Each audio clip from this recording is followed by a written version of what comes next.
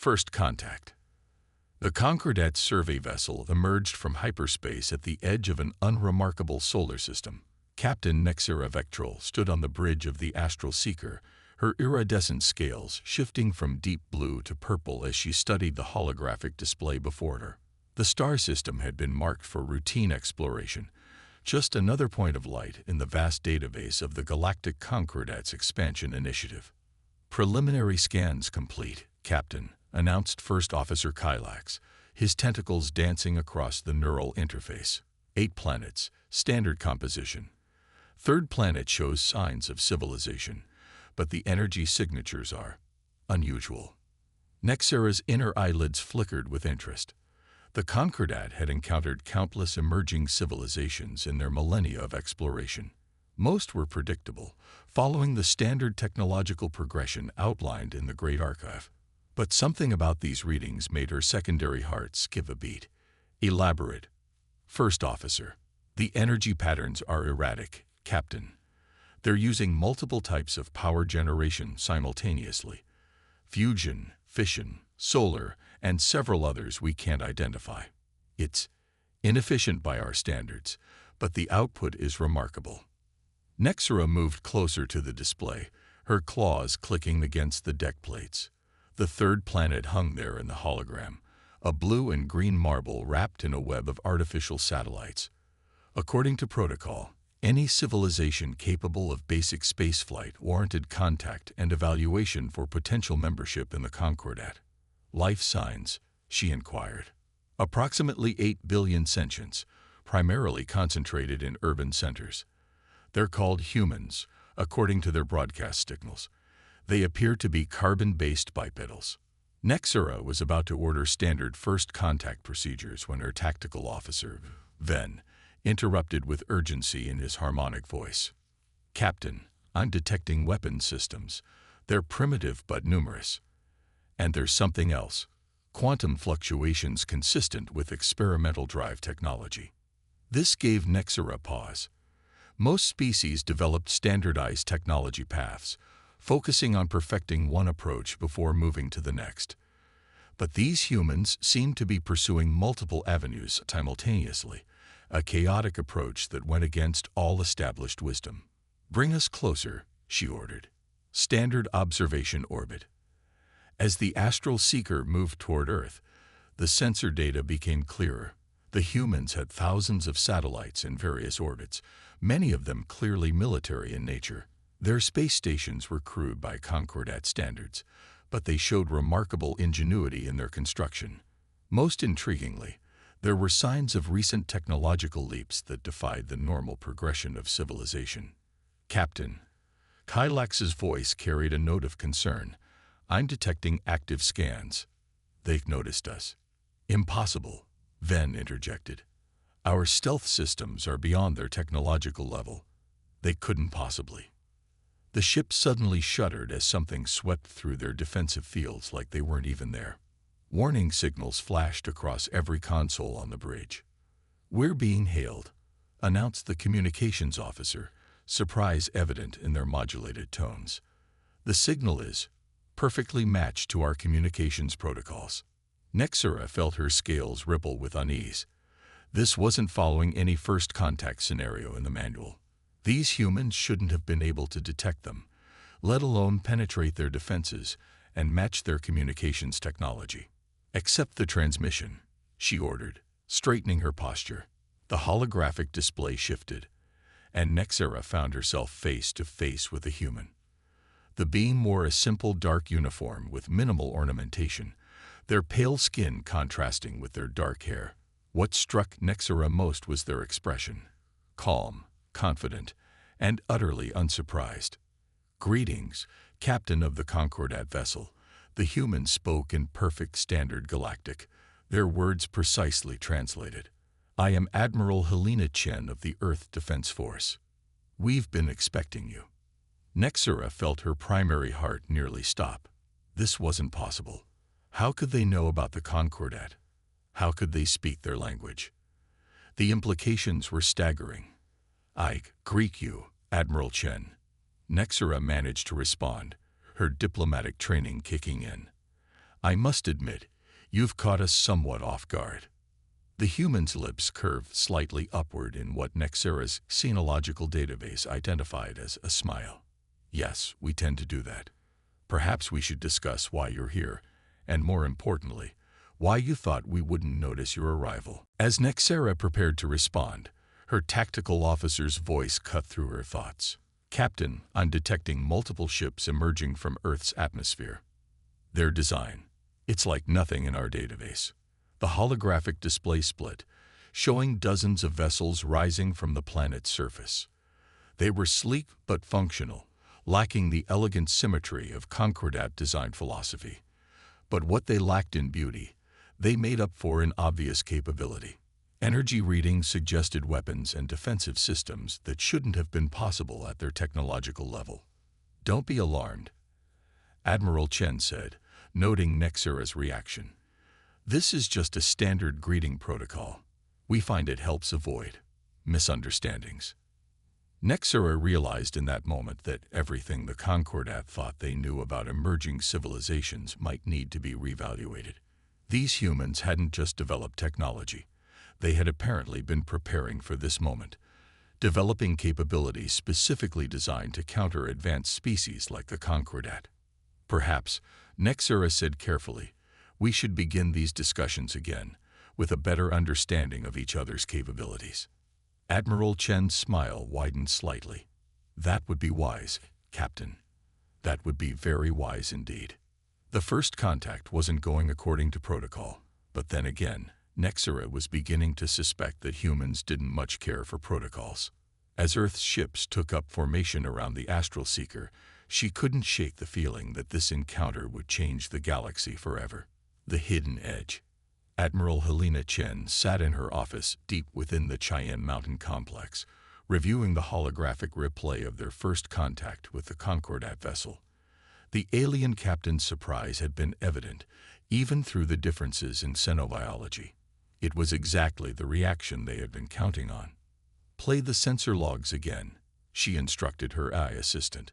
Focus on their defensive system's response to our probe. The hologram shifted, showing a technical readout of the Concordat ship's shield harmonics.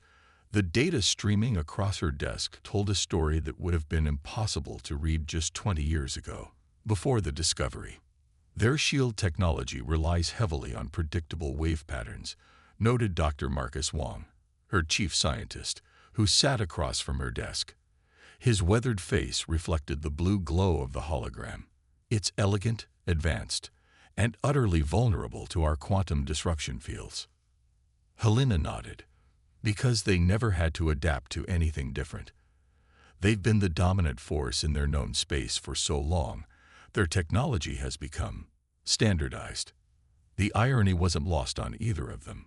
Humanity's greatest advantage had come from its greatest challenge, the fact that they had discovered the ruins of not one, but 3 different alien civilizations buried beneath the surface of Mars and Europa. Each had possessed radically different approaches to technology, and each had apparently died out for different reasons. The Mars archive gave us FTL theory, Marcus mused, ticking off points on his fingers. Europa taught us quantum mechanics beyond anything we could have imagined. And the Phobos data cores, they showed us what we were up against out here. Helena stood, walking to the window that overlooked the vast underground chamber where Earth's first true space warships were being constructed. The vessels looked deceptively simple from the outside, none of the sweeping, elegant lines of the Concordat ships. But inside, they contained technology synthesized from 3 dead civilizations and humanity's own unique innovations. Director Williams is on line 1, her AI announced. Priority message from Project Oracle. Put him through, Helena ordered, returning to her desk. The hologram shifted to show the face of the Project Oracle director, his expression grave. Admiral, the quantum probability engines have finished their latest analysis. The Concordat vessel's arrival matches one of our predicted first contact scenarios. Scenario 7. Helena felt her stomach tighten. Scenario 7 had been one of the more complex possibilities, a peaceful first contact that could rapidly escalate into conflict depending on humanity's response. The Concordat wasn't hostile, not exactly, but they were hegemonistic. They believed in their inherent right to guide lesser civilizations. "Have they contacted their homeworld yet?" she asked. "Not yet," Williams replied. "But our quantum entanglement monitors show they're preparing a faster-than-light communication burst. Whatever they report back will set the tone for everything that follows." Helena turned to Marcus. "How are we doing on the integration of the Mars shield technology?" "The hybrid systems are stable," he replied. "We've successfully merged the Europan quantum fields with the Martian energy matrices. It's not as efficient as either original system, but it can adapt to almost any form of attack. The Concordat won't know what hit them if it comes to that." Helena nodded, feeling the weight of 20 years of preparation settling on her shoulders. When they'd first discovered the ruins, the world had nearly torn itself apart fighting over the technology. But the contents of the Phobos data cores had changed everything. They'd shown humanity a galaxy teeming with life, dominated by ancient civilizations that saw younger races as resources to be exploited or controlled. "Send word to all Earth Defense Force ships," she ordered. "Initiate Protocol Omega. If the Concordat decides we need to be guided into their version of civilization, I want us ready." The next few hours were crucial. In the vast chamber beyond her office, ships that contained technology from 4 different civilizations, 3 dead and 1 very much alive, stood ready. Humanity had spent 2 decades preparing for this moment, learning from the mistakes of dead races and innovating beyond anything their predecessors had imagined. "One more thing," Helena added as an afterthought. "Send a message to Captain Vectrol. Invite her to our orbital station for direct talks. Let's see how they react to seeing exactly what we've built up here." As the orders went out, Helena couldn't help but smile. The Concordat thought they were dealing with a primitive species that had barely reached space. Instead, they had encountered a civilization that had inherited the legacy of 3 dead races and had spent 20 years preparing for this exact moment. In orbit, the Concordat ship hung against the backdrop of stars, its crew still trying to make sense of the impossibilities they were detecting. They had no way of knowing that humanity had already surpassed much of their technology, not through steady progression, but through desperate innovation and the determination to survive in a galaxy that had already killed 3 civilizations in their solar system. The game was about to change, and humanity was holding all the cards. The only question was whether the Concordat would be wise enough to recognize that before they did something unfortunate.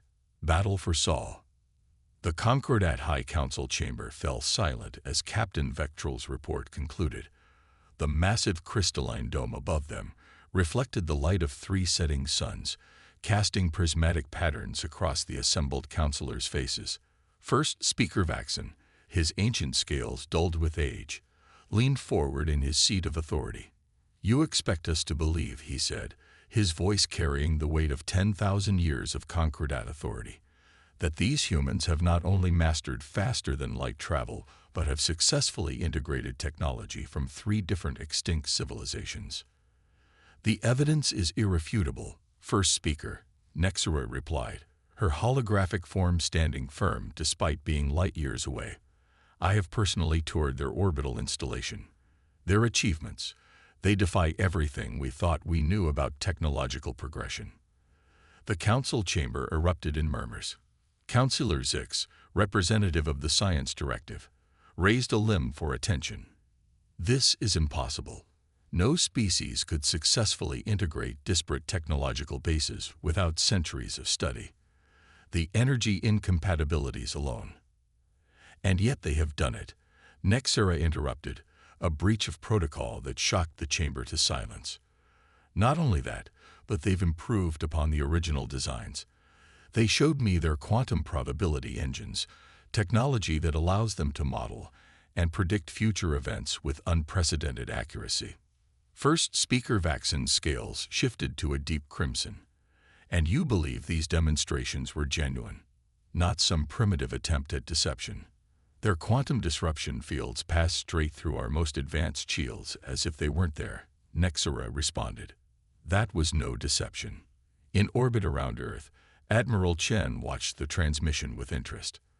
The quantum entanglement tap they'd placed on the Concordat ship was working perfectly, allowing them to observe the High Council's reaction in real time. Beside her, Dr. Wong monitored the readings from their probability engines. "They're going to choose aggression," he said quietly. "The models are converging on a 94% probability." Helena nodded, unsurprised. Pride is universal, it seems. They can't accept that we've bypassed their carefully structured hierarchy of civilization development. How long until their fleet arrives? At their best FTL speeds, approximately 72 hours. They'll come in force. The models suggest at least 30 capital ships. Helena turned to her tactical display, where Earth's defense fleet hung in precise formation. The ships looked deceptively simple, but each one carried technology that would make the Concordat's finest engineers weep with envy. The Martian gravity drives, the Europan quantum shields, and the Phobos weapon systems had all been improved upon by human innovation. Back in the council chamber, First Speaker Vaxon had reached a decision. This situation cannot be allowed to continue. These humans have accessed knowledge they are not ready for. For the good of galactic stability, we must intervene. Captain Vectral, you will remain in orbit and monitor their activities. The First Fleet will arrive soon to correct this aberration. Nexera felt her scales pale. First Speaker, I must advise against this course of action. The humans have capabilities we don't fully understand. Their quantum probability engines may have already. That is enough, Captain. Vaxon cut her off. You have allowed these primitives to unsettle you with their parlor tricks. The Concordat has guided the development of 1,000 species.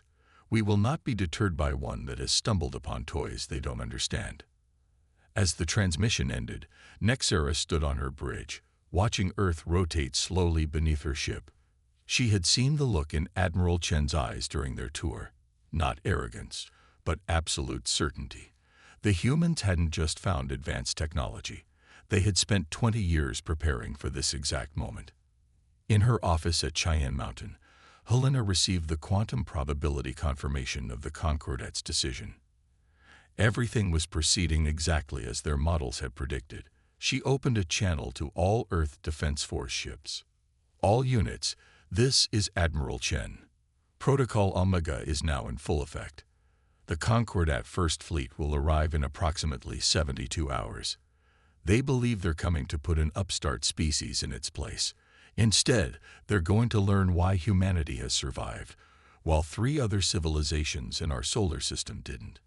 She paused, looking at the tactical display where the positions of 30 incoming Concordat capital ships were already plotted, their arrival trajectories predicted down to the millisecond by their quantum probability engines. Humanity didn't just inherit the technology of dead civilizations, she continued. We inherited their warnings. We learned from their mistakes. And unlike them, we're ready for what's coming. All ships begin deployment according to Strategic Pattern Delta. Let's show the Concordat why underestimating humanity was their first and last mistake. As Earth's defense fleet moved into position, hidden quantum sensors throughout the solar system began activating, creating an invisible web of detection and disruption fields. The trap was set. Now all they had to do was wait for the Concordat to spring it. Turning point. The Concordat First Fleet emerged from faster-than-light travel in perfect formation, their 30 capital ships arranging themselves in the traditional 3-layer combat sphere that had conquered 1,000 worlds. Grand Admiral Vex stood on the bridge of the flagship Eternal Dominion, his scales gleaming with anticipation as he surveyed the tactical display. Earth's defense fleet appeared pathetically small in comparison. Just 20 ships arranged in what seemed to be a random pattern around their planet. The Grand Admiral's secondary hearts beat with satisfaction. This would be simple. No signs they've detected our arrival, his sensor officer reported. Their ships remain in their original positions. Excellent, Vex replied, his voice carrying the weight of centuries of military tradition. Begin standard subjugation protocol. Target their primary military installations and... Sir, the sensor officer's voice cracked with sudden alarm. Multiple quantum fluctuations detected. They're everywhere. The space around the Concordat fleet suddenly came alive with energy.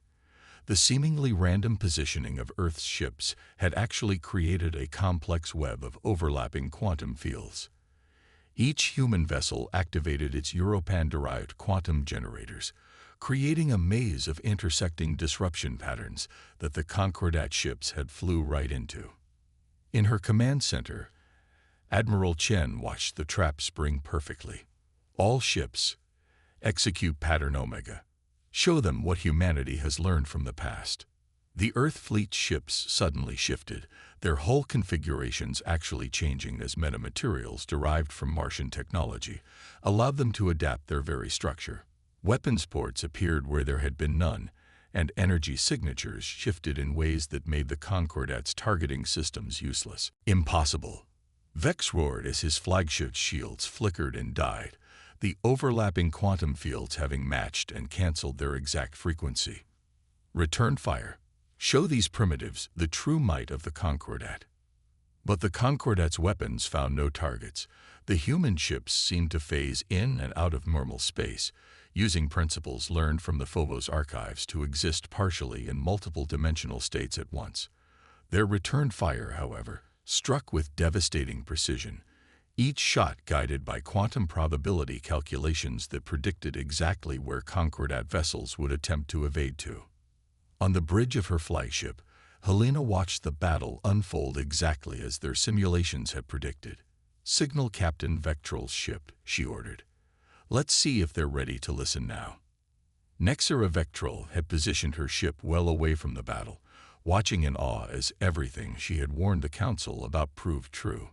When the human transmission came through, she didn't hesitate to accept it. "Captain," Admiral Chen's voice was calm, almost gentle. "Please inform Grand Admiral Vex that he has two choices. He can either withdraw his fleet now, or we can demonstrate why the civilizations whose technology we discovered went extinct in the first place." In the midst of the chaos, Vex received Vectral's transmission with growing horror.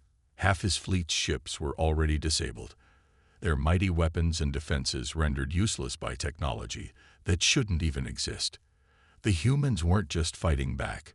They were systematically dismantling the most powerful fleet in known space with almost casual ease. "Grand Admiral," Nexera's voice carried a note of urgency. "The humans are offering you a chance to withdraw. I strongly advise. Withdraw." Vex spat the word like poison. "The Concordat does not withdraw. We are the guardians of proper technological progression. We err." His words cut off as every system on his flagship suddenly went dead. The quantum disruption fields had completely penetrated their defenses, shutting down even their backup power systems. In the sudden darkness of his bridge, Vex felt something he hadn't experienced in centuries. Fear. Helena's voice broadcasted across all frequencies, reaching every Concordat ship. "What you're experiencing is just a taste of what we can do. We found the ruins of 3 civilizations in our solar system, each destroyed by their own arrogance. We learned from their mistakes.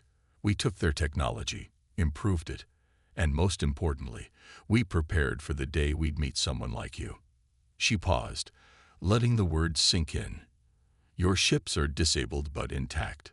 Your crews are unharmed. This is not a demonstration of our power. It's a demonstration of our restraint.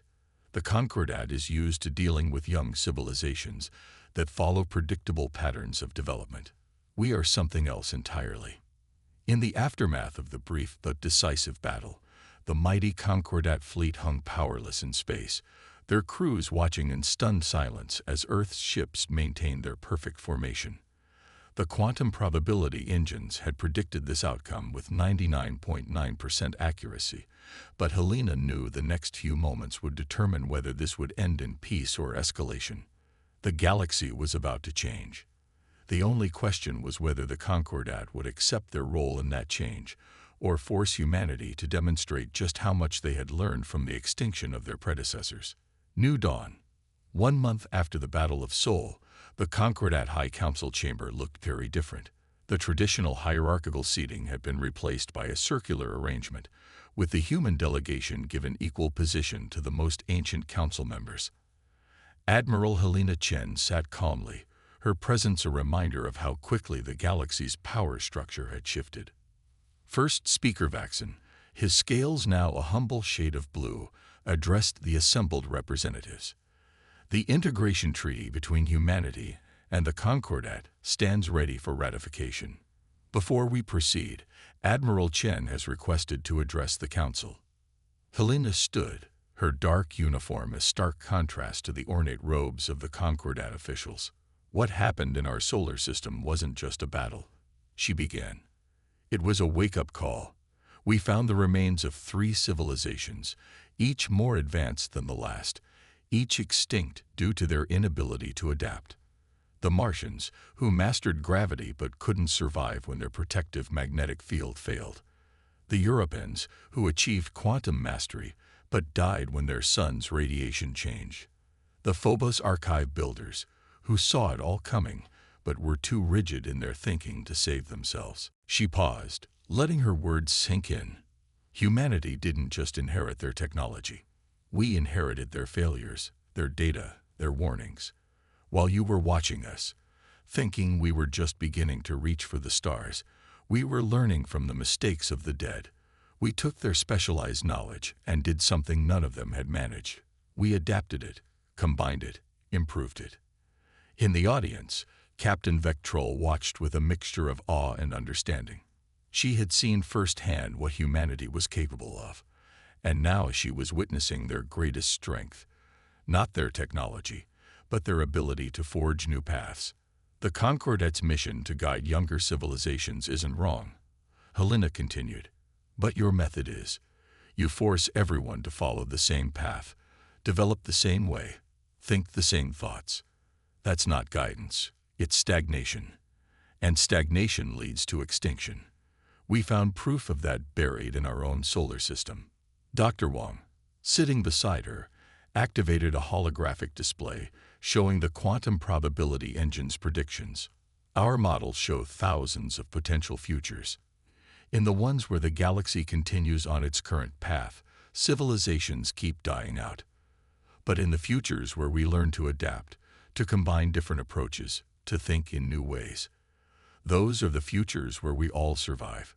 The council chamber erupted in discussion. Councillor Zix of the Science Directive raised a trembling limb. You're proposing we abandon thousands of years of proven methodology. No, Helena replied firmly. We're proposing we evolve it.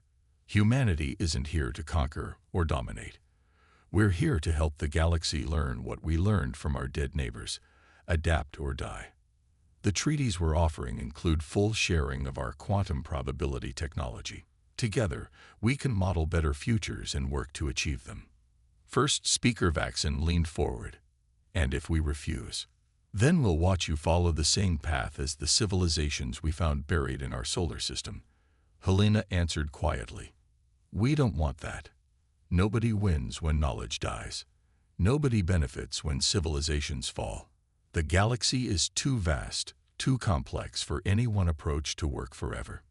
The chamber fell silent as the implications sank in. Humanity wasn't offering submission or even partnership. They were offering evolution.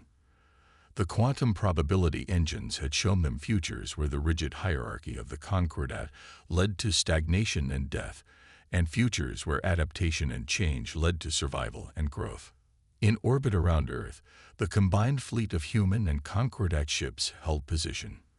The Concordat vessels had been retrofitted with hybrid technology, their crews learning to think in new ways, to combine approaches that their training had told them were incompatible. It was a small start, but a significant one. The choice before us is simple, Helena concluded. We can cling to the old ways and join our extinct neighbors, or we can learn from their failures and build something new. Humanity found 3 dead civilizations and turned their legacy into something greater than the sum of its parts.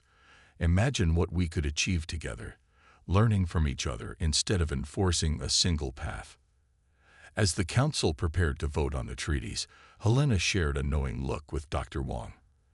The quantum probability engines had shown this outcome as one of the most promising futures, not an ending, but a beginning. The galaxy was about to change, not through force of arms, but through the power of adaptation and innovation. The ancient stars that had watched civilizations rise and fall now bore witness to something new, a future where humanity's greatest gift to the galaxy wasn't their inherited technology, but their relentless drive to learn, adapt, and grow. The awakening wasn't just humanity's, it was the galaxy's. And it was only the beginning.